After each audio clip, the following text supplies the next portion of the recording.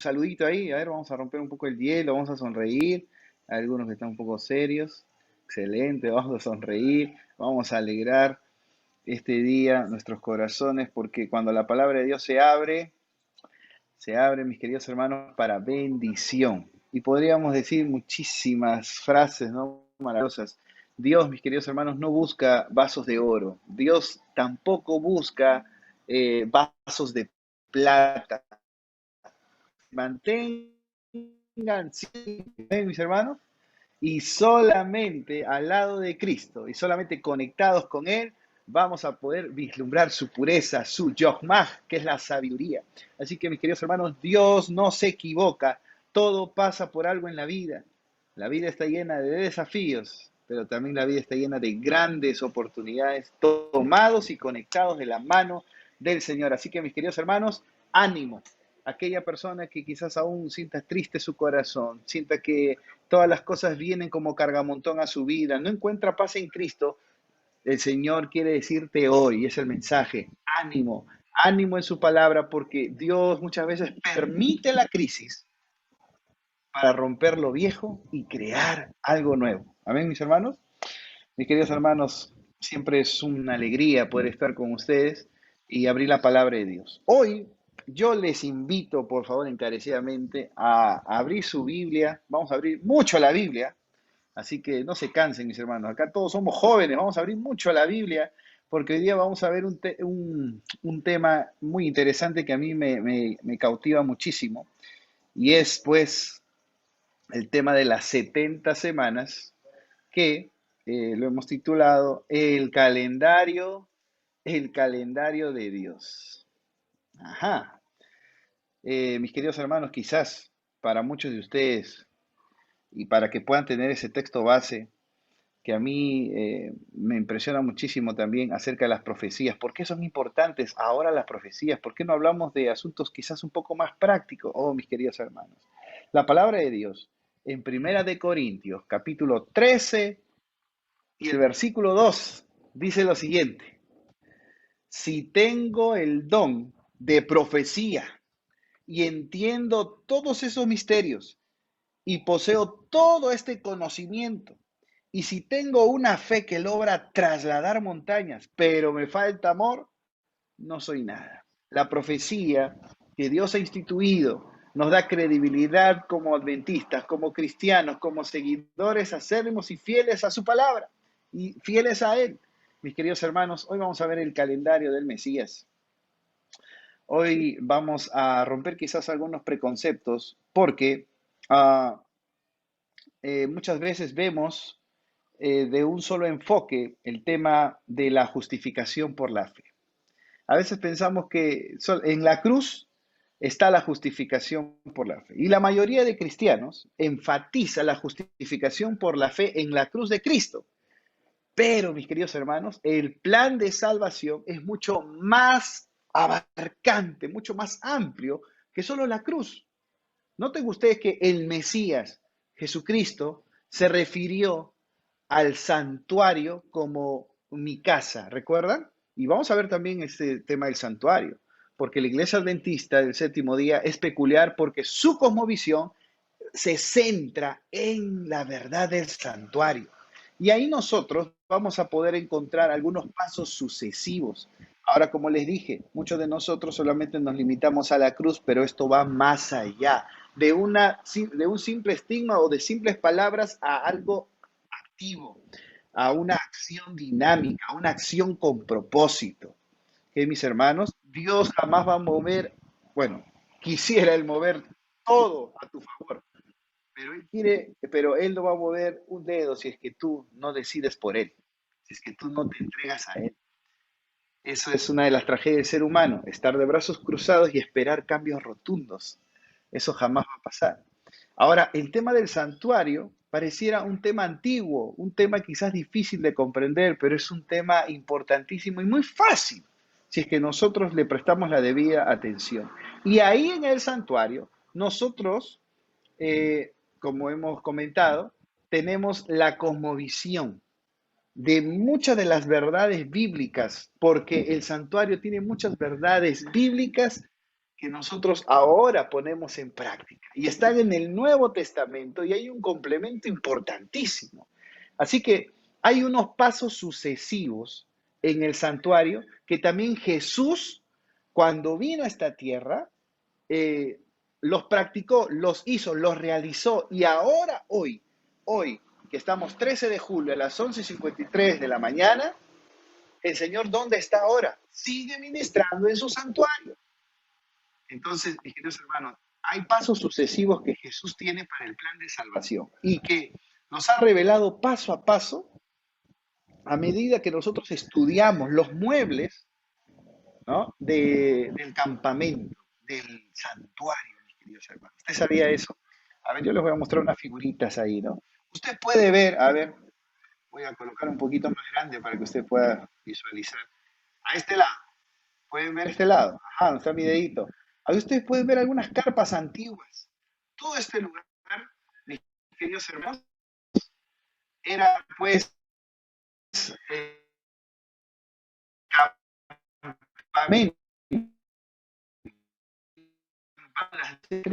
Él, era interesante, tenían que rodear que el mandato de Dios y habitaré, hazme un santuario y habitaré en medio de ellos. Porque ¿quién quiere ser el centro de nuestra vida? ¿Quién quiere ser nuestra prioridad? ¿Quién quiere tomar el control siempre de todo lo que tenemos para que usted esté feliz, para que usted pueda alcanzar la paz en Cristo, para que usted esté bien y en la cronología que él ha instituido? Jesucristo tiene un plan para ti y quiere ser el centro para que tú seas victorioso.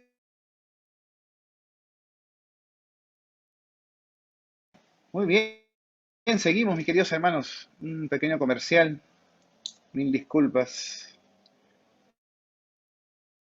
Muy bien, entonces, mis queridos hermanos, seguimos avanzando, no nos vamos a distraer por estos detalles, ¿no?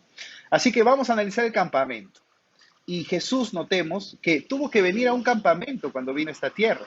¿Recuerdan ustedes que Jesús vivió una vida perfecta como el Cordero sin mancha? ¿En dónde? En el mundo, en el campamento, en ese campamento, mis queridos hermanos. Entonces, estamos viendo que Jesús cumplió ese detalle. Vino a su campamento para poder vencer el pecado. Muy bien. Ahora, si nosotros avanzamos un poquito, y yo acá he colocado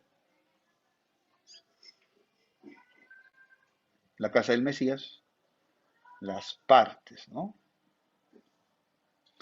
Muy bien. El campamento obviamente está rodeando todo este cuadrado que tenemos ahí. Nosotros vamos a tener la entrada del lado este, ¿ok? La entrada era por el lado este del sacerdote. Los corderitos se recibían antes de la entrada. Estos corderitos, cada persona tenía que llevarlos a diario, porque a diario las personas nos equivocamos. Y llevaba un corderito sin mancha, tenía que ser joven, ¿ok? Tenía algunas características muy interesantes que reflejaban a Jesús, porque el cordero era el símbolo de Jesús en la antigüedad. Ellos llevaban este corderito y colocaban sus manos ahí y confesaban todas sus culpas. Esto se lo llevaban ¿a quién? Al sacerdocio y empezaba la administración y la muerte del corderito. Mis queridos hermanos, todo esto daba a conocer que estas personas podían alcanzar el perdón de los pecados mediante el corderito, ¿ok? Mediante el corderito, pero ellos tenían que creerlo, tenían que tener fe en eso, que realmente recibir y que realmente estaban convencidos de su error. Ahora, en ese proceso encontramos un mueble que es el atrio y la fuente de agua. ¿Qué significa eso? Muy difícil de comprender. Bueno, este altar, perdón, el altar del oficio o del holocausto era donde se incineraba, se degollaba y este era llevada al lugar que ante una fuente del agua o el lavacro. Esto ahora pregunta, ¿Jesús tuvo que pasar todo este proceso cuando vino a esta tierra? Mis queridos hermanos, cuando Jesús vino, también enseñado desde la antigüedad. Y gloria a Dios, gloria a Dios, lo que con los tiempos que nosotros y han vivido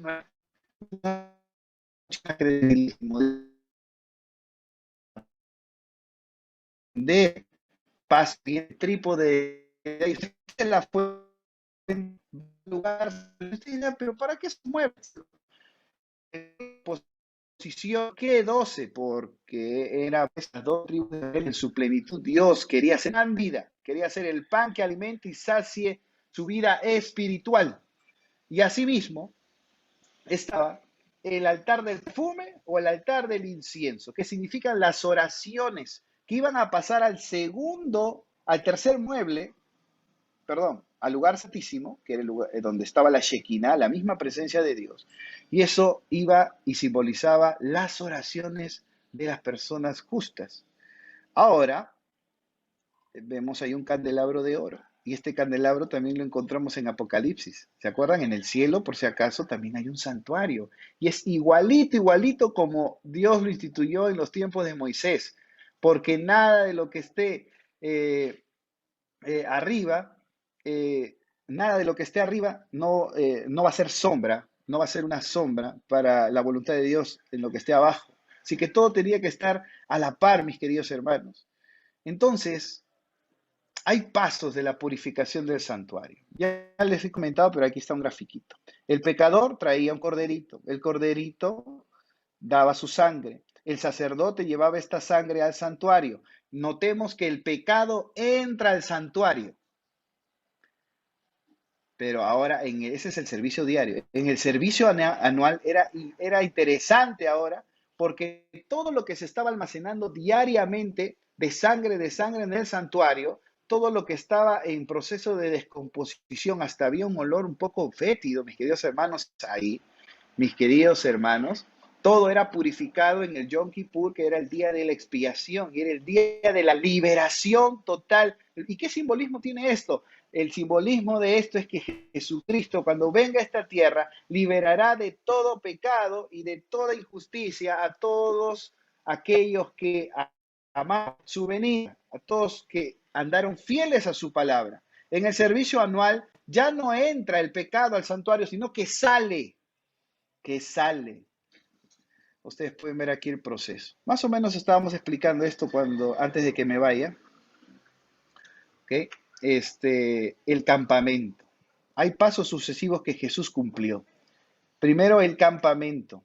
Jesús tuvo que venir al campamento para poder vivir una vida perfecta, como el cordero sin mancha. Segundo, el altar del sacrificio. Notemos que él cumplió esto porque Jesús cargó con la culpa del pecado de toda la humanidad. Ahí estuvo el sacrificio, la muerte de Jesús. Noten ustedes ahí este paralelo impresionante. Ahora, el lavacro. ¿Qué simboliza el lavacro? Cuando Jesús vino a esta tierra, Jesús se lavó de todo vestigio de la muerte cuando resucita totalmente, pero también es un símbolo a la purificación y el bautismo de Jesús, mis queridos hermanos. Ahora, otro paso sucesivo de Jesús es el lugar santo. Ahí hay tres muebles que les acabo de mostrar aquí en esta figurita. Tres muebles. ¿Ah? Estoy resumiendo, mis queridos hermanos, pues esto lo podemos ver en un seminario. Pero dice el altar del incienso. Cuando Jesús vino a esta tierra, Jesús transfiere los pecados de los penitentes al santuario. Sus atributos de Cristo, él recepciona las oraciones de los que realmente, sinceramente, se arrepienten de sus culpas y él está dispuesto a perdonarlos. Él vino para eso, para escuchar los clamores de su pueblo. Ahora en el lugar santísimo hay otro proceso, que es el proceso del juicio, porque ahí el Señor da a conocer quién realmente tiene que ser absuelto, tiene que ser liberado, tiene que ser perdonado, y quién tiene que recibir las consecuencias de sus malos actos. Mis hermanos, aquí están los pasos sucesivos que Jesús cumplió cuando vino a esta tierra Dios hermano. Esto es interesante. ¿Sabe por qué?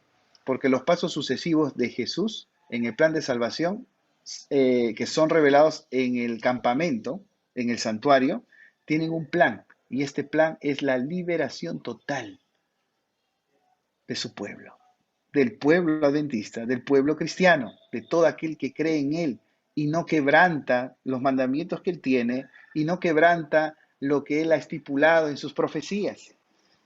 Eso, mis queridos hermanos, noten ustedes que el énfasis muchas veces es en la cruz, el sacrificio de Cristo, el sacrificio de Cristo, el sacrificio de Cristo, la muerte de Cristo es la justificación por la fe. Es interesante esto, pero esto no se limita a la verdad del santuario, que tiene más cosas que le dan más razón al tema de la justificación por la fe, porque nosotros solamente vamos a ser justificados cuando realmente entendamos el proceso del santuario, cuando realmente entendamos que no era solamente llevar un corderito, aunque había muchos que llevaban corderitos en el Yom Kippur, y tenga mucho cuidado, y ellos tenían mucho cuidado de llevar en el Yom Kippur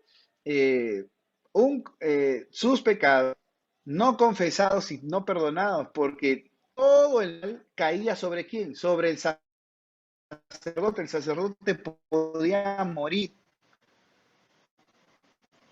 Mis queridos hermanos, esto es importante. Ahora, no solamente el Mesías tiene una casa, porque ahorita tiene un santuario. No solamente el Mesías tiene una casa, sino también tiene un calendario de eventos. ¿Cómo así de eventos? Claro, de eventos que va a especificar el momento preciso, mis queridos hermanos, en que debe moverse paso a paso por su casa. Pero ¿dónde está eso, pastor? A mí nunca me han enseñado. Vamos a tener que trasladarnos, pero antes de trasladar, voy a apoyar todo lo que estoy diciendo con la sierva del Señor. Deseo a toda la gente, página 23. Así. La venida había sido predicha desde cuando Adán y Eva promesa esperaban la bienvenida a su primogénito. ¿Cómo se llamó el primer hijo de Adán y Eva? Caín. Esperando que fuese libertador, pero el cumplimiento de la promesa tardó. Los que la recibieron primero murieron sin verlo.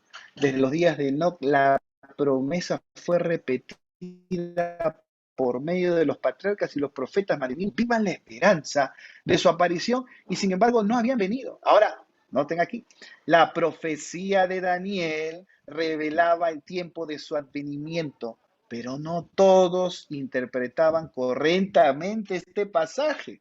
¿Cuál es ese pasaje de la profecía de Daniel que está hablando aquí? El deseo de todas las gentes. ¿Qué pasaje era aquí? Daniel capítulo 9, versículo 24 al 27, específicamente las 70 semanas, mis queridos hermanos, no solamente dan a conocer la casa que tiene el Mesías, sino el calendario de eventos que especifica el momento preciso en que debía de moverse paso a paso Jesús por su casa, porque él después, perdón, Jesucristo cuando venía a esta tierra tenía que moverse de acuerdo a lo que él había instituido en el Antiguo Testamento, en el santuario. Tenía que cumplirlo. Ahorita lo vamos a demostrar. Así que, de hecho, mis queridos hermanos, cada paso que toma Jesús al moverse en el santuario de su casa, se encontraba también a la par con el calendario de eventos antes de venir a esta tierra. ¿Y dónde está eso? En las 70 semanas. Entonces, como resumen, mis queridos hermanos, la casa del Mesías, que es el santuario, describe los pasos sucesivos. Cada mueble que está en el santuario describe los pasos sucesivos. No te olvides, por favor, el plan de la salvación y el calendario que son las 70 semanas de la profecía de Daniel, revelan la fecha exacta para cada paso. ¿Usted sabía eso, mis queridos hermanos? Es impresionante. La Biblia es tan exacta, tan precisa. Yo me quedo maravillado. Y el Señor lo había dicho en Daniel. En su calendario también, mis queridos hermanos, que se revela en el Antiguo Testamento en Daniel, se encuentra una fecha específica. ¿Saben para qué? Anote, por favor. Para su nacimiento, para su bautismo, su muerte, su sepultura, su resurrección su resurrección, su sacerdocio, hasta el juicio. Así que, ¿cómo apoyo eso? Bueno, apoyamos eso con lo que estamos leyendo, porque miren aquí, nos faltó leer al final.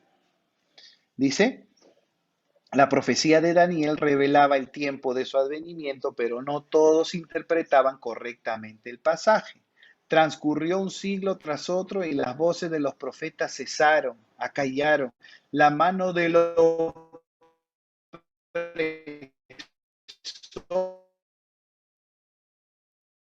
pesaba sobre Israel. Está como león rugiente buscando a quien devorar para crear distractores en tu vida y no puedas estudiar esta pesor pesaba sobre Israel y muchos estaban listos para exclamar lo siguiente: se han prolongado los días y fracasa toda visión. Pero como las estrellas en la vasta órbita de su derrotero señalado, los propósitos de Dios no conocen premura ni demora. O sea, esta profecía que le había instituido era la correcta. Ahí está las 70 semanas resumida. Si nosotros la estudiamos hoy día, quizás nos pasamos hasta más tarde, pero este es un sermón, mis queridos hermanos. O sea, vamos a verlo de manera general, su resumen y su aplicación. Mis queridos hermanos, cuando Jesús vino a esta tierra, se encarnó, cumplió su calendario y cumplió los pasos sucesivos que estaban en el santuario. Interesante porque en el tiempo de Dios todo esto tenía que ser una realidad. Vaya conmigo a Gálatas capítulo 4, versículo 4 y vamos a ver que en el cumplimiento del tiempo preciso, ¿cumplimiento de qué tiempo? Ahí está, las 70 semanas, mis hermanos. Vamos a leer juntos, Gálatas 4:4. Vamos, mis hermanos, leamos la Biblia, eso es importante. La Biblia dice, Gálatas 4:4, pero cuando vino el cumplimiento del tiempo, Dios envió a su Hijo, nacido de mujer y nacido bajo la ley, para que redimiese a los que estaban bajo la ley, a fin de que recibiésemos la adopción de hijos. Mis queridos hermanos, este es un anuncio importante a lo que Jesús venía a hacer. Venía al campamento para poder habitar entre nosotros y darnos la salvación abierta, pero hubo muchos distractores y hubo muchos opositores. Y en este tiempo sucede lo mismo previo a la segunda venida. Pero notemos lo siguiente, que si su pueblo se había olvidado, y lo hemos leído en la sierva del Señor, del tiempo de Dios, de que mucho se está demorando, y mientras que se demora, nosotros sigamos haciendo nuestras actividades, sabios del oriente y pastores en el campo anunciaban la encarnación del Mesías. ¿Pueden creer ustedes eso? Pero el Señor no dijo, bueno, aquí está mi tiempo, vamos a darle otro tiempo, otra profecía para darles más chance. No, no dijo eso. No importa, así su pueblo no lo esperaba, pero pastores y sabios del oriente, extranjeros, gentiles, predicaron de la encarnación del Mesías y de su pronta venida. Es por eso que dicen los fariseos, le dijeron a Jesús en su entrada triunfal en Jerusalén, ¿qué le dijeron? Señor, maestro, dile a tus seguidores que se callen. Si yo les digo que se callen, hasta las piedras hablarían, gritarían, dicen. Mis queridos hermanos, no pienses que eres indispensable en el reino de Dios. Todos tenemos una misión, todos tenemos una responsabilidad, pero si tú pierdes el enfoque, déjame decirte que otro tomará tu lugar. Mis queridos hermanos, estos sabios del Oriente y los pastores anunciaron la encarnación del Mesías. Interesante. Ahora vamos a analizar Daniel capítulo 9, versículo 24 al 25. Está la profecía de las 70 semanas. Espero, no puse aquí el texto. Bueno, no se puso, no se ha grabado. Bueno, vamos a leer. Así que vamos a leer, mis hermanos. Vamos a la Biblia. Daniel capítulo 9, versículo 24 al 25. Vamos a ver ahí la profecía de tiempo que tanto ustedes están ahorita ansiando escuchar. ¿Dónde dice? ¿Dónde está el tiempo de Dios? Vamos. Esta es la profecía de tiempo del Antiguo Testamento, las 70 semanas donde Dios da a conocer su nacimiento, su bautismo, su muerte, su sepultura, su resurrección, su sacerdocio y hasta el juicio, mis queridos hermanos. Y vamos a ver este texto maravilloso. Daniel capítulo 9, versículo 24 al 25. La Biblia dice, tú lo tienes en tu Biblia, 70 semanas están determinadas sobre tu pueblo y sobre tu santa ciudad. Versículo 25. Sabe pues y entiende que desde la salida de la orden para restaurar y edificar a Jerusalén hasta el Mesías príncipe, el ungido, habría 7 semanas y 62 semanas. Se volverá a edificar la plaza y el muro en tiempos angustiosos. Quizás para muchos de ustedes es confusión. ¿Qué es esto? No estoy entendiendo. Primero, 70 semanas. Si tú lo tomas literal estas 70 semanas, no lo vas a entender porque las profecías son y tienen el principio de día por año. Cada día se cuenta como un año. Entonces, si es que nosotros hacemos una multiplicación, nosotros vamos a ver que esas 69 semanas que hemos leído en la Biblia, esas 69 semanas, ¿cuántos años en total son? Son 483 años. ¿Ok? Vamos a hacer esa multiplicación, porque cada día es un año. Dice 70 semanas.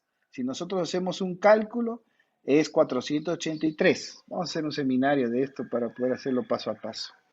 Y ahí había, y sobra una semana. Y en esa semana está, si usted lee bien, ¿qué va a pasar ahí?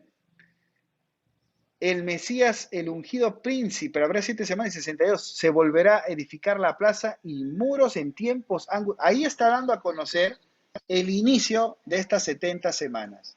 Si usted sigue leyendo hasta el 27, va a encontrar más verdades de lo que va a ocurrir en esa última semana. Pero estamos viendo aquí desde el inicio de esta profecía. Ahora, el inicio de esta profecía inicia con el decreto de Artajerjes según la historia, porque en sí hubieron 4 decretos. Muchas iglesias sitúan en decretos que no son, para poder ver o quizás darle conveniencia a sus posturas. Pero lo que la Biblia dice es la salida del orden para restaurar y edificar Jerusalén. Daniel se encontraba cautivo en Babilonia con todos sus hermanos que estaban ahí. Ahora se había cumplido el tiempo, pero el Señor colocó a su tiempo el decreto que fue dado en otoño del año 457. ¿Ok? 457. Y este decreto fue el de Artajerjes. Hubo 4, pero el que cumplió con la restauración y edificación de Jerusalén fue el decreto de Artajerjes en el año 457. Si nosotros aplicamos ahí las matemáticas, si vamos hacia adelante 483 años, que son las 69 semanas, llegamos al año 27 después de Cristo. Ahora reconociendo que no hay un año cero y reconociendo que el calendario gregoriano no era el mismo calendario de los hebreos, y ahí pareciera que hay 3 años que faltan. Pero mis queridos hermanos, esto fue un error que la misma Iglesia Católica causó cuando modificó los calendarios. Se perdieron 3 años. Y esto tiene una postura, lo podemos ver en un seminario. Mis queridos hermanos, las 70 semanas están apoyadas también en varios textos bíblicos. Vamos a Juan capítulo 1, versículo 40 al 41. ¿Qué es lo que dice el Señor en su palabra? El Señor en su palabra dice lo siguiente. Y vamos a notar, antes de leer, que inmediatamente después del bautismo de Jesús, que es la última semana, Andrés le dijo a Pedro lo siguiente: hemos hallado al Mesías. ¿Ah? Acuérdense que la palabra Mesías significa el ungido. ¿Qué dice la Biblia? Andrés, hermano de Simón Pedro, era uno de los 2 que habían oído a Juan y habían seguido a Jesús. Este halló primero a su hermano Simón y le dijo: hemos hallado al Mesías, que traducido es el Cristo. ¿Cuándo se cumplió esto? Al tiempo de Dios, Gálatas 4:4. A su tiempo, en el tiempo de las 70 semanas descritas en Daniel. Noten ustedes que la profecía de tiempo son exactas en los planes de Dios. Esto es importante. Ahora vamos a ver no solamente este detalle, sino vamos a ver en el texto de ah, Juan capítulo 2 versículo 4. Y usted dirá, ¿pero por qué? Bueno, vamos a ver que durante el ministerio de Jesús, él mismo habló constantemente de su día y la hora de su partida, de su sacrificio, ¿no? Jesús tenía que morir en la cruz, en una fecha específica, no en cualquier fecha. A ver, ¿en qué fecha era la Pascua? ¿Se acuerdan en Éxodo? Cuando vamos a Éxodo, al Antiguo Testamento, dice que tenía que comer como el pan, sin levadura, pan sin levadura. ¿Qué significado tenía la levadura? La levadura tiene el significado de pecado. Y Jesús murió en el tiempo de la Pascua. Por eso que cuando vemos Juan 2:4 en las bodas de Caná, que obviamente no era el tiempo de la Pascua, le dijo, ¿qué viene conmigo, mujer? ¿Quién es a su madre? Aún no ha venido mi hora, porque estaba solo. Ahora, cuando vamos a un capítulo 7, versículo 8, vamos a ver a los hermanos incrédulos de Jesús que le dijeron que fuera la fiesta de los tabernáculos en Jerusalén. ¿Cuál Jesús? Mi tiempo aún no hay, mas vuestro tiempo está cerca. Subid vosotros a la fiesta. Yo no subo todavía esa fiesta porque mi tiempo aún no se ha cumplido. ¿Y por qué decía esto? Porque todas las fiestas judías que él había instituido en el Antiguo Testamento tenían como símbolo la muerte de Jesús, el plan de salvación con sacrificio. Eso, mis queridos hermanos. Entonces, no podía ir.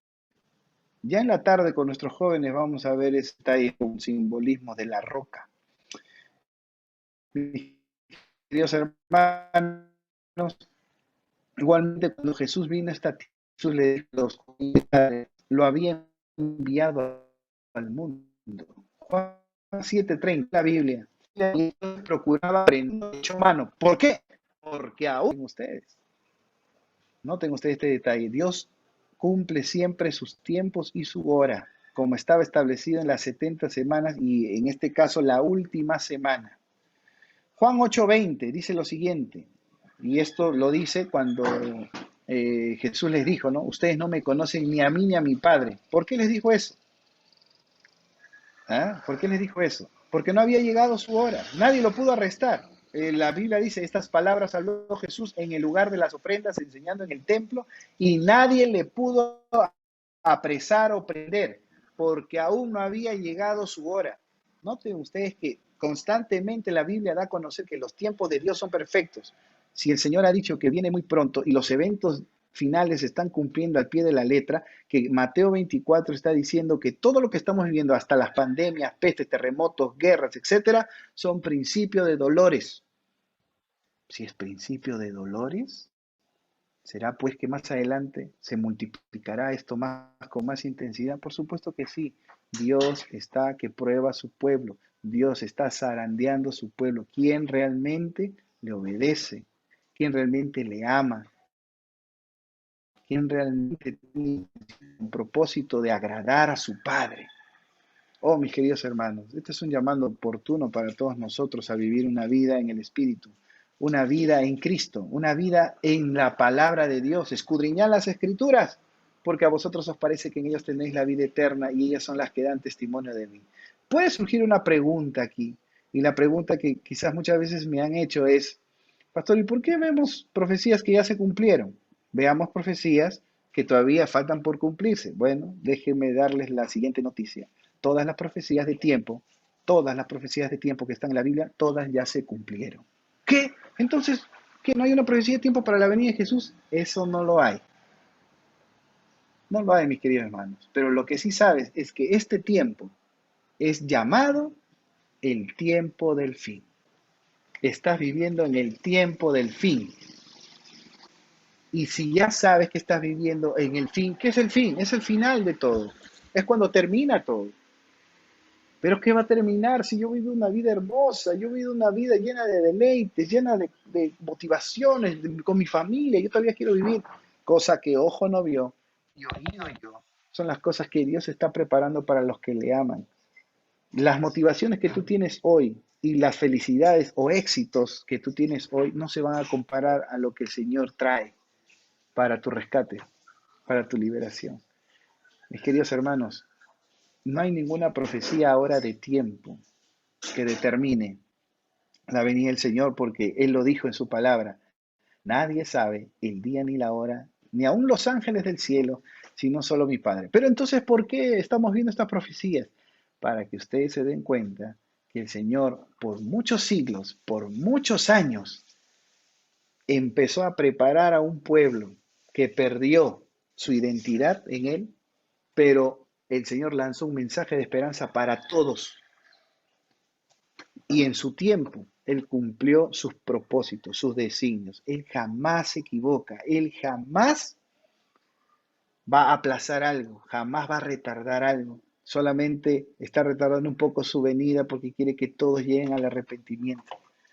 Pero mis queridos hermanos, Él quiere la salvación de todos. Ahora voy a seguir dando algunos textos bíblicos más adelante, pero quiero citar lo que dice el deseo de toda la gente ahora, no, la página 121. La página 121 dice así: las palabras aún no ha venido la hora, ¿qué indican? La sierva del Señor dice, indican que todo acto de la vida terrenal que Cristo realizó en cumplimiento del plan de salvación que había existido desde los días de la eternidad, ¿no? Tenían un propósito. Dice, antes de venir a la tierra, el plan estuvo delante de Él, perfecto en todos sus detalles. ¿Cuáles son los detalles? Ya lo hemos visto. El santuario. ¿Qué más? El calendario del Mesías, las 70 semanas. Miren lo detalloso que fue el Señor. Quizás no hemos podido demostrar ahorita muchísimos detalles, porque lo vamos a ver en un seminario que voy a planificar para todos ustedes, con algunos amigos teólogos, para que la iglesia pueda conocer esta gran verdad.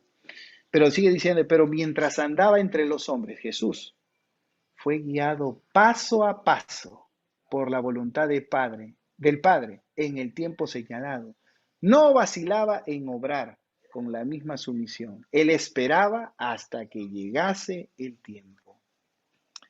Ustedes han escuchado esa frase, ¿no? Esperen el tiempo de Dios. Esperen el tiempo de Dios. Como seres humanos no nos gusta esperar los tiempos de Dios. No nos gusta que alguien nos parametre nuestras cosas.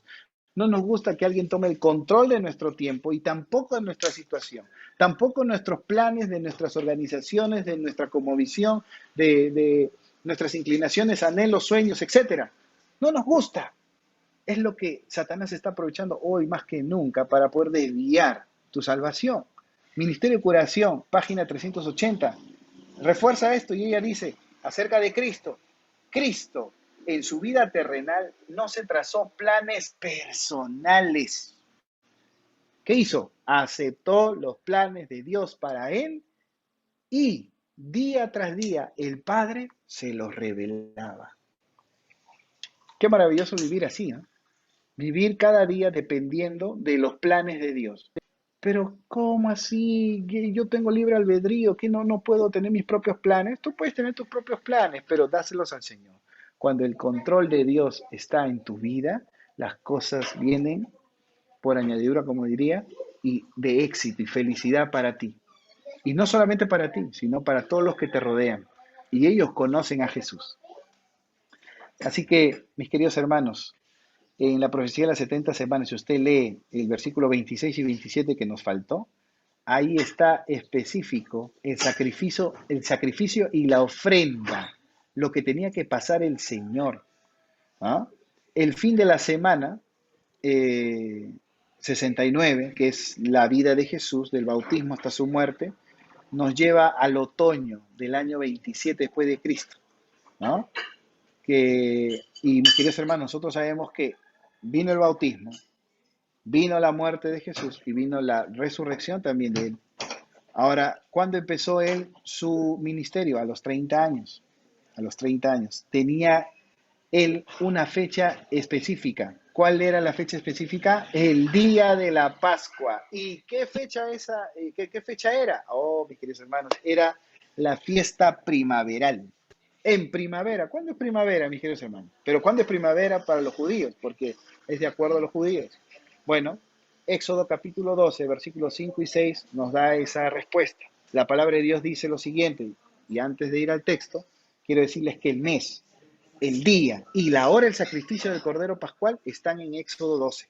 ¿Qué dice? El animal, ¿cómo iba a ser? ¿Qué animal? El Cordero. ¿Quién era el Cordero que quita el pecado del mundo? Jesús. El animal será sin defecto, macho de 1 año.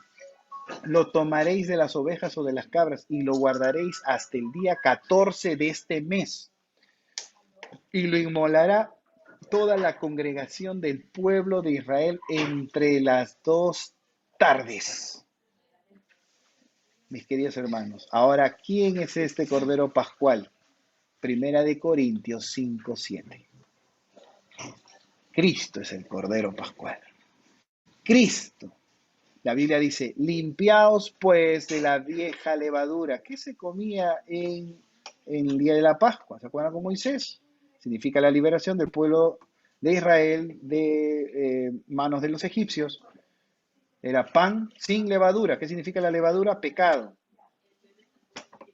Jesús moría por nosotros sin la levadura, porque Él vivió una vida perfecta. Es lo que dice el apóstol Pablo, 1 Corintios. ¿Qué dice? Porque nuestra Pascua, que es Cristo, ya fue sacrificada por nosotros. Mis queridos hermanos, todas las fiestas y todos los acontecimientos que están en el Antiguo Testamento tenían un propósito y un cumplimiento en la venida del Señor. Es por esto que este tema es muy interesante para todos nosotros, es importante y vital conocerlo, porque así nosotros podemos trazar una identidad bien segura acerca de los tiempos de Dios, sus profecías y el método que Él utiliza, que es el método de la sola escritura, tota escritura y la prima escritura. Y es que todo lo que está escrito en el antiguo está en el nuevo y todo lo que está en el nuevo está en el antiguo. Mis queridos hermanos, en que aquí hay un detalle, en Mateo capítulo 27, versículo 45 al 46, notamos que Jesús, cuando ya estaba en la cruz, clamó cerca de la hora novena. ¿Qué pasó en la hora novena? Acuérdense que estaba en el tiempo de la Pascua. Y desde la hora sexta, dice la Biblia, hubo tinieblas sobre toda la tierra hasta la hora novena. Cerca de la hora novena, Jesús clamó a gran voz. ¿Qué dijo? Elí, Elí, lama sabactani. ¿Qué significa esto? Dios mío, Dios mío, ¿por qué me has abandonado? ¿Por qué me has desamparado? Mis queridos hermanos, Jesús murió a la hora novena. ¿Ah? Y la hora novena, mis queridos hermanos, estaba también estipulada también en las profecías, estipulado también en el ritual del santuario, la muerte de corderitos. Mis queridos hermanos, es interesante notar este detalle porque la sierva del Señor, en Deseo a toda la gente, páginas 704 y 705, dijo lo siguiente, y con esto voy cerrando. Cuando los labios de Cristo exhalaron el fuerte clamor. ¿Cuál fue el fuerte clamor? Consumado es, que significa pagado es. Los sacerdotes que estaban oficiando en el templo, matando corderitos, que se habían olvidado que el corderito había venido a este mundo. ¿Qué había pasado? ¿Qué pasó? Era la hora del sacrificio de la tarde, 3 de la tarde. Habían traído para matar al cordero que representaba a Cristo. Ataviado con sus vestiduras significativas y hermosas, el sacerdote estaba con el cuchillo levantado, como Abraham a punto de matar a su hijo. Estamos hablando de los sacerdotes humanos, justo cuando Jesús había expirado, había fallecido. Con intenso interés, el pueblo estaba mirando, pero la tierra, ¿qué pasó? Tembló y se agitó, porque el Señor mismo se acercaba. Sigue diciendo la sierva del Señor, con un ruido desgarrador, el velo interior del templo fue rasgado de arriba abajo por una mano invisible que dejó expuesto a la mirada de la multitud un lugar que fuera una vez llenado por la presencia de Dios. ¿Se acuerdan la Shekinah? Todo era terror y confusión. El sacerdote estaba por matar a la víctima, pero el cuchillo cayó de su mano enervada y el cordero escapó. El tipo se había encontrado con el antitipo. Ahí no tengo ustedes. El gran sacrificio había sido hecho, estaba abierto el camino que llevaba al Santísimo, había sido preparado para todos un camino nuevo y viviente, ya no de sacrificios, ya no de matar corderitos, sino de creer y confiar en la sangre preciosa de Jesús y todo lo que Él hizo por nosotros. Eso, mis queridos hermanos, qué interesante lo que dice. Entonces, hay muchos elementos aquí, muchísimos, que tienen que ver con el santuario. Todo el proceso del santuario que hemos visto y la profecía de las 70 semanas. Dios cumple sus tiempos y Dios tiene pasos increíbles y estos pasos los cumplió debidamente como estaban instituidos en el santuario. Es por eso, mis queridos hermanos, que el mismo Padre aceptó el sacrificio de Cristo en la mañana de la resurrección, porque su Hijo había cumplido a carta cabal lo que estaba escrito en su palabra, al pie de la letra. ¿Y esto qué enseñanza nos trae a nosotros? Es pues que el Señor nos ha dado planes increíbles, tiempos increíbles, nos ha dado dones, pero la tragedia del ser humano es que utilizamos esos dones para no impactar a nadie, para no compartirlo. Dios nos ha dado tiempo de calidad, pero lo desperdiciamos en negociarlo con etiquetas de la sociedad, con presiones del grupo, con distractores. Dios nos ha dado un plan de salvación perfecto, sofisticado, lleno de amor y de misericordia, pero nosotros queremos más, el amor, entre comillas, del mundo. Mis queridos hermanos, qué terrible es esto. Dios dio todo por nosotros. Dios cumplió todo su pacto. Nosotros hemos estudiado el pacto de Dios el trimestre pasado y hemos dado como conclusión que todo lo que el Señor dice se cumple. Todo lo que Él promete es una realidad para el pueblo de Dios. Lamentablemente, si nosotros no estamos conectados con Él, todo lo que digamos no va a tener credibilidad. Todos cometemos errores y cuando no estamos enganchados y conectados con Él, no tenemos palabra, no se cumple todo lo que decimos, pero todo lo que el Señor dice tiene injerencia, tiene una consecuencia maravillosa en nuestra vida, mis queridos hermanos. Jesucristo, Jesucristo empieza hoy a tener muchísimos clientes, y cuando digo clientes estoy hablando de personas sinceras que entregan su vida al Señor para que Él los pueda aceptar en el proceso que Él está haciendo en el santuario, justificarlos día a día. ¿Qué está haciendo Dios ahorita en el santuario celestial? Ya no hay terrenal. Muchos piensan que el terrenal sigue. No, el Señor ya vino y cumplió todo lo que está ahí. Ya está en el último mueble. Y está en el último mueble a las puertas para poder salvarte. ¿Qué estamos haciendo nosotros para poder estar listos y preparados? Estamos velando y orando, estamos constantes en oración, constantes en el estudio de la palabra de Dios.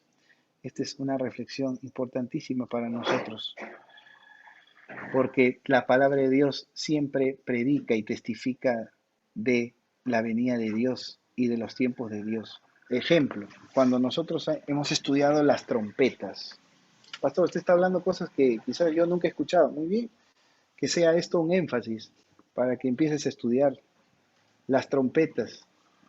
Las 7 trompetas tienen un corte histórico y profético y también escatológico. ¿Qué es escatología? Es la ciencia que estudia los eventos finales. Las trompetas anuncian el comienzo del juicio en el lugar santísimo del santuario celestial previo a la segunda venida de Jesús. Y noten ustedes que el movimiento al cual tú profesas, al cual tú has conocido la palabra del Señor, es un movimiento que está en la Biblia, es un movimiento que está desde la creación, es un movimiento que no negocia los principios, sino que levanta los símbolos y tiempos que tiene la Biblia. Somos una iglesia que levanta y estudia y da a conocer los tiempos que Dios colocó en su cronología y también los pasos que están en el santuario. Mis queridos hermanos, es interesante este detalle porque en Primeros Escritos, página 75, tiene una declaración interesante y con esto termino. El Señor dice, me ha mostrado que el mensaje del tercer ángel, ¿qué mensaje estamos predicando ahora? El mensaje del tercer ángel, dice, El mensaje del tercer ángel debe avanzar y proclamarse a los hijos dispersos. Ajá, a los hijos dispersos de Dios, pero no debe depender de una fecha. Vi que algunos están creando una excitación falsa al predicar fijando fechas, pero el mensaje del tercer ángel es más poderoso de lo que puede serlo una fecha. ¿Y cuál es el tercer mensaje? El mensaje del tercer ángel. Les invito a ir a sus Biblias, Apocalipsis, capítulo 14. Vamos a nuestra Biblia. El mensaje del tercer ángel, ¿no? Es guardar, instituir el día sábado como el sello de Dios. Vamos a leer Apocalipsis 14.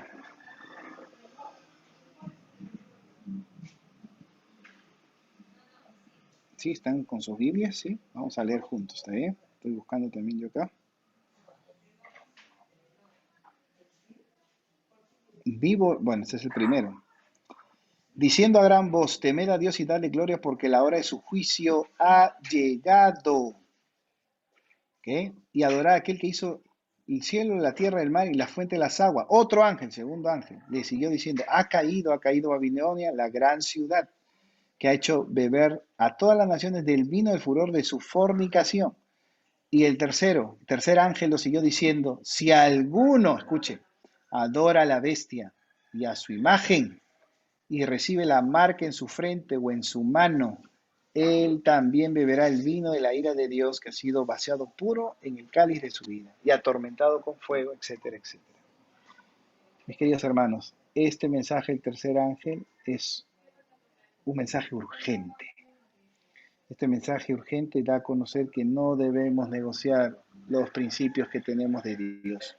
Hoy más que nunca se están negociando muchísimo los principios de Dios. Y ahora que estamos en casa, y usted mismo haga un autoanálisis. ¿Qué es lo que estás haciendo después de que termine el sermón? ¿Qué es lo que estás haciendo? ¿Qué cosas estás mirando? ¿Qué asuntos estás prendiendo? ¿Qué otras cosas, qué libros estás abriendo? ¿Es un día para estudiar? ¿Es un día para trabajar? ¿Es un día para estar escuchando el sermón, pero a la vez estar escuchando otra música? ¿Es un día para eso? No, por supuesto que no, mis queridos hermanos. Es por eso que este es un mensaje urgente. El mensaje del tercer ángel dice, es más poderoso de lo que puede serlo una fecha. Vi que este mensaje puede sustituir sobre su propio fundamento y no necesita ser reforzado con fechas, que irá adelante con gran poder, hará su obra y será abreviado con justicia. Mis queridos hermanos, necesitamos ver estos detalles, los pasos que Dios tomó y cumplió del santuario. Y falta un último paso, que es la justificación y el perdón y la liberación de todo el pueblo. Y está esperando, está a las puertas, está en el santuario celestial, a punto de hacer la expiación total. Mis queridos hermanos, que Dios nos acompañe, que Dios nos ayude a seguir adelante. Como les comentaba, Dios no busca vasos de oro, no busca vasos de plata, sino vasos que se mantengan firmes y limpios hasta el fin. Amén, mis hermanos. Así es, mis queridos hermanos. Así que ánimo, muchísimo ánimo. En el que nosotros estamos viviendo, no retroceda su mirada, no mire el pasado y no negocie sus principios. Más bien, mis queridos hermanos, ánimo, ánimo, porque el Señor permite estas crisis para que tú te hagas más fuerte, porque Él quiere romper lo viejo, romper lo malo, romper la levadura que es el pecado y crear algo nuevo. Así que de tu punto más débil, mis queridos hermanos, Dios quiere sacar tu mayor fortaleza. Ora todos los días. Te invito todos los días, 5 de la mañana. Empezamos 36 personas. Ahora somos 26. Solo un remanente del distrito. ¿Cuántos miembros somos? Más de 400 en el distrito. Solo 26 conectados. Yo les llamo, mis queridos hermanos, a unirnos, a tomar decisiones. Yo también he tenido que tomar decisiones y hasta sacrificios, ¿no? Porque tengo que levantarme 1, 2, a veces 3 de la mañana por el bebé que yo tengo. Es un bebé de alta demanda en ese aspecto. pero tengo que hacerlo. Tengo también mis luchas y desafíos, pero los invito a poder unirse, mis queridos hermanos. Mucho ánimo para poder orar juntos, para poder participar juntos de la palabra del Señor. Estamos en este seminario de enriquecimiento misionero. Dios quiere darnos estos elementos misionológicos para poder cumplir su misión. Nadie que esté estático, nadie que esté de brazos cruzados va a tener recompensa al final. Así que tu oración debe ser y es poderosa. Debe ser poderosa. Mueve y puede mover el dedo de Dios. Así que Dios te bendiga, que Dios te guarde y nos ayude a seguir manteniéndonos por la fe en la palabra de Dios. Amén. Que Dios me los bendiga, mis hermanos. Vamos a hacer una oración. Vamos a hacer una oración. Padre nuestro que estás en los cielos, honrado y glorificado sea tu santo nombre. Señor, muchísimas gracias por tu palabra. Esperamos, mi Señor, que muchas de las cosas que se han hablado, que quizás pueden ser nuevas, puedan crear inquietud de estudio, de análisis, de investigación de mis hermanos, y así ellos también puedan tomar decisiones. Padre Santo, Padre bendito, el tiempo está cerca. Estás en el último mueble del santuario celestial, y quieres moverte, Señor, a favor de tu pueblo. Quieres, Señor, predicar tu amor, tus designios, tu voluntad a toda tu iglesia, Señor. Queremos ser receptivos a tu voz, que tu Santo Espíritu pueda abrir nuestros corazones, nos ayude, pero es decisión propia, Señor.